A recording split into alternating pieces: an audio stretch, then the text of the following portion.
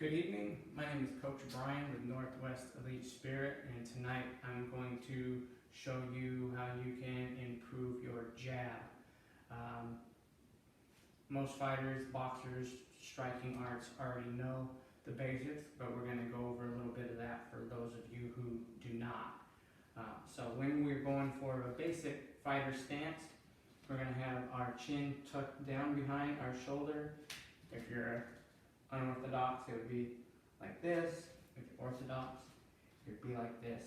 Orthodox would be left foot forward for right-handed dominance. Unorthodox, right foot forward for left-handed dominance. Even though I'm a orthodox fighter, I have a stronger left strike than a right strike, but that's neither here nor there. So your chin is behind your shoulder. Your other hand, or your right hand, is protecting your chin. I like to line up my target, like imagine gun sights, with my fingertips, and my hands are open. I'm not like this. My hands are open because the key to real power in striking is to be nice and relaxed, right? And so for our jab, or for this first jab, we're going to basically practice a snap jab. And if you can come in close with the camera, snap jab is just where you go out nice and relaxed. And I like to say, imagine catching a fly in front of your target. So you reach out, catch the fly, and then the target strikes. And you're always breathing out too. And a good way to actually practice this is to actually catch flies. If you have flies buzzing around, or even a bee buzzing around, you can reach out and snatch it. And if you get really good, you can snatch it without hurting it, let it go, snatch it again. And I'll kind of show you the difference here between the speed, and you can see the snap too, between like if your fists are clenched, or if you're nice and relaxed. And I can show you here without the twist, right? But if I go slow, you can kind of see how my hand whips out and kind of acts like when you snap a towel, right? Pop, pop. And it's the same for both hands. So basic snap jab, snap it out. Imagine a towel snapping. Snap, grab that fly right before it reaches the target, bow, and strike the target. Another thing that's really important about jabbing or the right cross is when you throw it out, you don't want to lock your elbow out completely. You'll give like yourself a little doink, and you'll have pain in your elbow, make your strikes less efficient, make you less likely to throw your strikes. And it's the same with kicks. If I throw a snap kick and I doink my knee, doink, that's going to cause a little bit of injury, and we don't want to do that. So the first jab is the snap jab, right? Another jabbing tip is you'll see a lot of people step jab, and step jab is a jab, and they'll do that for reach. But one important thing about reach is, you can see here, I throw my jab, and maybe it's not quite to the target, but if I rotate my shoulders, I can reach my target. And that's for if you're not for the step jab. So now we are going to go over the step jab. And you can go in different directions with the step jab. I can step jab forward. I can step jab back. I can step jab to the side. I can step jab to the other side. And when you get good, you know, double it up, triple it up. The key to the step jab is for when your foot lands, your fist also lands on its target, and that's going to transfer maximum force into your target. If your fist hits first, all your weight is coming down after. Or if your foot hits first, now you just got arm weight. But if it all thumps down at the same time, you're transferring all of that power power in your opponent or your target at once. Danger of the step jab is all of my weight is coming forward, and if my opponent happens to counter while all my momentum is coming forward, my own momentum can be used against me. Stepping to the sides is good for cutting the angles. Stepping back is good for retreat and stopping them where they're at, or stopping them where they're at, and then beating them as they're moving forward. Ali, people will say to you, don't cross your legs, but Ali would dance around and he would hit people while crossing his legs. It's one of his great skills, right? Was to dance around, he'd be dancing around, and it threw people off quite a bit. So there's nothing wrong with crossing your legs. And then I'll talk about another thing that people will say don't do, Mayweather style. And again, it's nice to relax from here. You're throwing that jab from a nice relaxed place. You're blocking your chin with your shoulder. You're blocking that chin with the hand. And you're just coming from here. And so I'd like to speak to that a little bit. This is a different way to throw the jab, right? And that's what we're going to speak about. We're going to speak about all these different ways that I like to throw a jab. I've heard trainers, and they've even said it to me, not to teach people how to throw it like this or fight like this. And you'll hear them say, you're not Floyd Mayweather, so don't fight like that.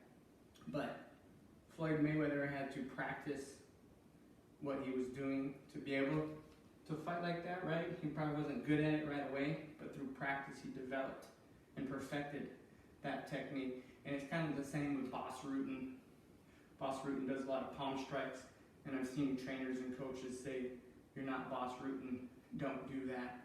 But Bas Rutten practiced it, and that's how he got good at it. So I would encourage you to find coaches that allow you to try things.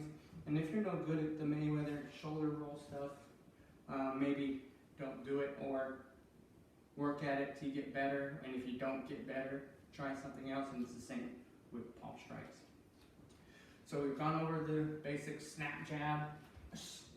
You can do the backhand. Again, nice and relaxed with a pop at the end. You can do the corkscrew. Nice and relaxed. Pop at the end. Step jab. And now we're going to go with the body jab. And the body jab is basically the same. You can drop down and pop, or you can drop down, step, pop, or you can drop and step and pop all at once. The key to jabbing to the body is for you to get down and keep your chin behind your shoulder. Keep that protection. If I jab to the body like this, that leaves me exposed. Right? If I jab to the body like this, or just jab to the body like this, that leaves me exposed. Even if I have my chin tucked, I open up some exposure there. Right? So we've gone over the step jab, we've gone over the snap jab, cross step jab with Ali. The cross step jab with Ali, or anybody who throws jabs like this, it's the same. You want your foot and your jab to land at the same time. Right, and it's kind of a retreat slash, I guess you could call it a flank. You're like flanking your opponent, getting them to move forward while you get out of the way. Another jab, and it's one of my favorite jabs, and I call it the penetrating jab or the long fist, is I won't rotate. I will snap at the end, but like, for instance, if somebody threw a right cross at me, I would slip and push through. Slip and even step and push through, penetrating between their hands. You see this opening right here. Slip. You can even do like the Tyson roll and push through. and it's been really effective to me. You can do it to the body too. Right? This one also works best if you get that shoulder rotation while you do it. It's going to allow you to push just a little bit further. And the cool thing about this one is, my camera lady will let me know when I'm close enough. You see? Okay. So let's say you're right here, and I have you up against a cage or up against the wall. I can cut, and I don't reach out towards you. Maybe your chin's right here and you can't back up any further. I'll go here and I'll push it up that way, cranking your jaw around that way. So I will get you pinned up against the wall or the cage or the ropes. Get here, imagine your head's right here, and I'll straight push through, cranking your chin up that way. And there's a lot of power in that. Of course, getting your hips in it. So there's those two jabs. Step jab, step jab, push jab, and we can edit this later. Double jab. Double jab is just what it sounds like. Double jab. And you can still get that snap twice. And it's, man, that nice and relaxed snap gives you so much more pop when you pop something. Here's another tip. Don't flare your elbow out as you got your jab. Have it all come from right here. Not only does that signal, right? Like we have all these tells when we fight that great fighters will look for. So if you lift your elbow, they know the jab is coming and that leaves your body exposed. A great coach would point that out to somebody, one of their fighters, or a great fighter who studies their opponent will notice something like that. Double jab is just like I said, double jab. And say you want a penetrating jab or an advancing jab, you step, step, step, step. Or if somebody's advancing on you hard, back, back. Or you want to flank, pop, pop. Right? And one of the newer jabs that I've learned is a skipping jab. And it's for closing the distance, and we can kind of see a distance right here, right? Like if I had an opponent who thinks he's far away and maybe he thinks he's getting a break, I can jab, cover a lot of distance. Even if I'm far away, I can. So it's just a skip. We all know how to skip, right? Skip. Maybe you can get my feet. Skip. Or you get my hand too. So, skip, and it's the same. Your jab and that front foot are landing at the same time. And let's see if I can catch your opponent up by surprise. And then there's what I call the new jitsu jab. And you'll see a lot of guys do this for bum rushing, like in MMA. They'll, right? And the key to that is the same. This foot, when it lands, and this is another area too where I say, don't cross your feet, but for the bum rush or the ninjutsu jab, you do cross your feet. Bam, bam. You see a lot of MMA guys just come in really hard. The key to that, again, even though this is like a really aggressive movement and like I said, a bum rush or an overwhelming, if you can stay nice and relaxed while you're doing it, you're gonna have more snap, more penetration than if you're coming in really hard. And that actually happens to be also a good segue exercise into Superman punch. Stepping, stepping. It's the same, just in the air. We can pause. Are we recording? Okay, so now that we've gone over some jabbing basics, and again, I know that was all kind of fast, but these are things you can take little chunks of and practice on your heavy bag or on the mitts or with a partner. But I'm going to show you one of my favorite things I learned, and I took this from Bernard Hopkins, the alien, one of the greatest fighters of all time, well into old age, always healthy, always fighting top fighters and being competitive. But what Bernard Hopkins would do is he would get popping you with a jab, and he would pop you to the body with a jab. Boom! So he'd like go up top, boom, and go down below, boom, boom, boom, boom, or he'd just boom, hit you in the body really hard right here, boom, boom. And then he would like go head, body, and he'd go head and hook. So you go head, body, head, hook. And what that would do is get his opponents, again, thinking fighters, they're planning ahead, they're studying their opponents. So what happens when you get head, body, you're getting hit in the head, body, and head. So maybe you boom, boom, catch one in the body, and that body, you gotta make the body one count. Boom, so that there's a lot of, you're setting something up, right? So you gotta make the body count, you gotta make people respect it. So you're maybe a little ding to the head, boom, kind of get them, off kilter, and then bam, hit them in the body, and, looking for that, right? That, when somebody gets hit in the body really good, feeling that penetration. Again, pop them to the chin, boom, hit them in the body, make them respect it, right? So this time, they get hit in the head, and that body's been hurting, so they'll drop their hands, and that's when instead of hitting the body, you come to the chin. So try those things out, try each jab out. I'm never going to tell you this is how you jab, you're always going to be learning something new. So just try these out and build upon them. Making sure you're breathing out as well is important.